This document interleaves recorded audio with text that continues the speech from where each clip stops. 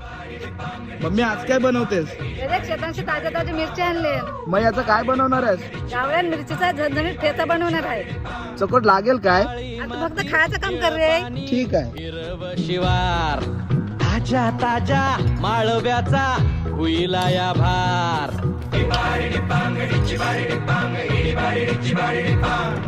काळी माती निळ पाणी हिरव शिवार ताजा ताजा माळव्याचा हुईला या भार.